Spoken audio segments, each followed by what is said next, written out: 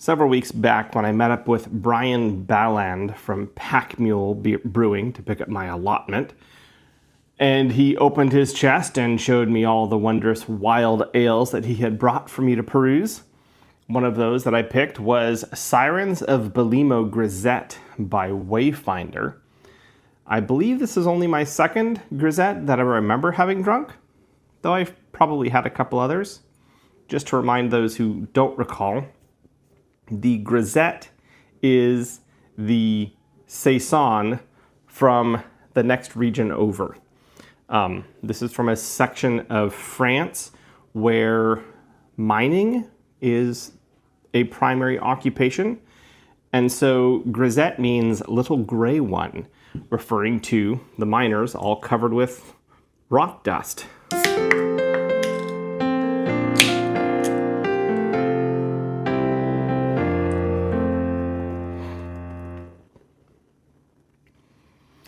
Now, obviously, we're not expecting a gray-colored beer. The name is a reference to the region, not necessarily to the character of the beer. It should be a wild beer, a farmhouse style or a rustic beer, possibly with wild yeasts. And this one specifically says, seductively aromatic. The Sirens of Belimo will bewitch you with a harmonious blend of saaz, experimental hop 333, heirloom wheat, Belgian farmhouse yeasts. Which, indeed, Belgian farmhouse yeasts, so that's what they usually brew saisons with. So this being the saison from the neighboring region, that definitely makes sense. Quite the head on that thing. Also, light straw color. And the head is not going down very quickly either. So I've not had a Wayfinder beer before. Bright, tart. But definitely with some funkiness like you'd expect from a good farmhouse ale.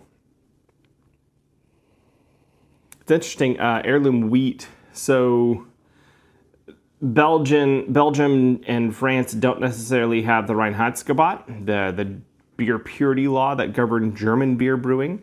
And so they aren't necessarily constrained to just brewing with barley or primarily brewing with barley.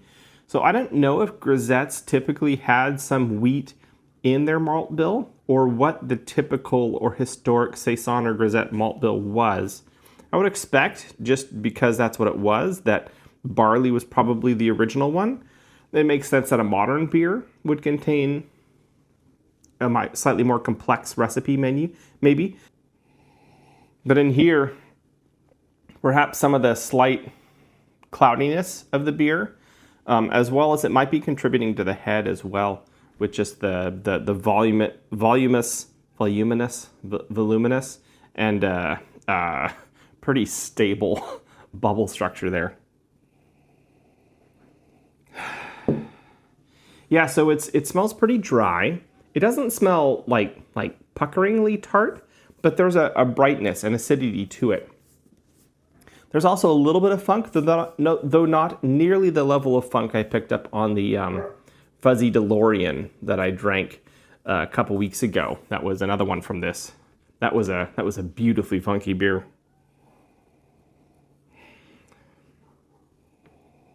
I'm also trying to remember my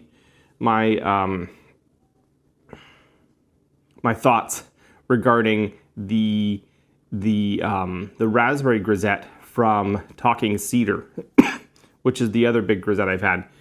And I do seem to recall that it was relatively dry. Saisons tend to be dry, but I felt like the grisette might be characteristically slightly drier, maybe.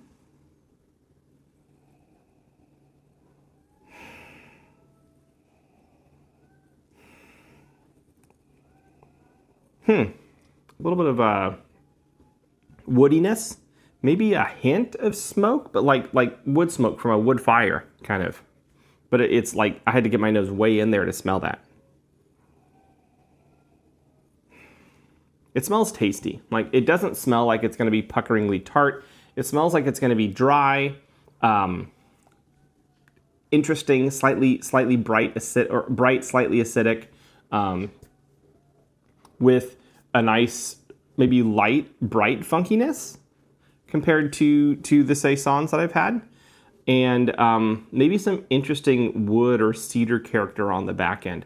So let's see how she tastes.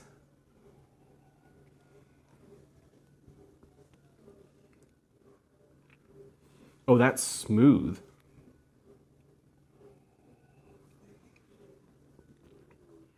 That's like if you made a saison, a lager. There's a little bit of brightness in there. The wheat, I think, gives it a really mellow character that is quite interesting.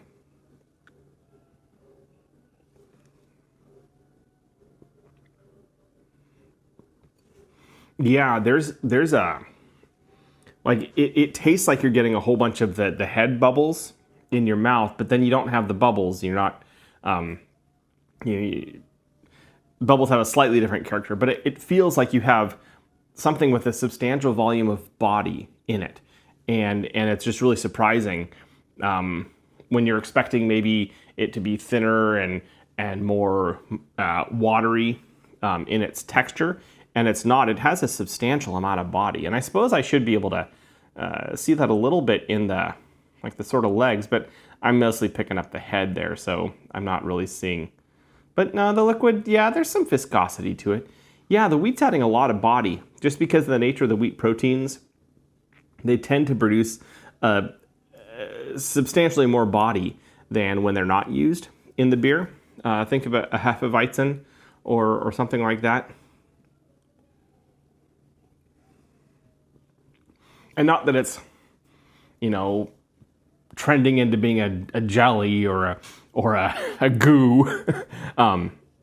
It's just, you're kind of expecting from its maybe the light color, other aspects, you're expecting it to go down with the water texture, and it doesn't. And that's an interesting thing, and I'm going to try not to get hung up on that.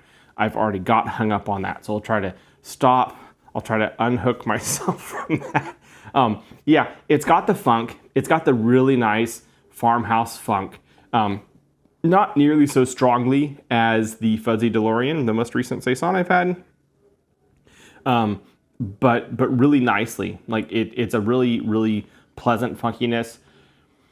It being very much less bright makes it almost read a little bit flat, but not badly so. If you hold it in your mouth, you feel kind of the acidity starting to build a little bit, but never unpleasantly so.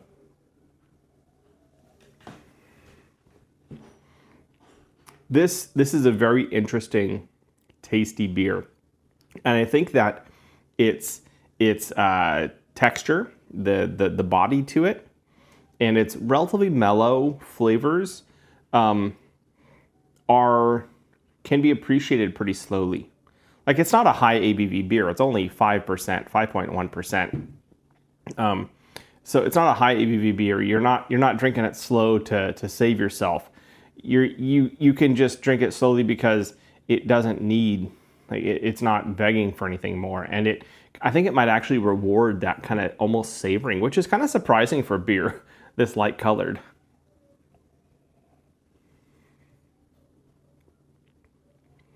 Yeah, I'm liking that. It's a very interesting beer. If wild ales are your thing, particularly if saisons, like traditional saisons, are your thing, this is definitely a very interesting one that is worth trying. Yeah, I give this beer 3 stars out of 4. It's a tasty one. The Sirens of Belimo Grisette by Wayfinder out of Portland. Anyways, I'm Matthew. I've been chewing the brew, and I will catch y'all on the flip side.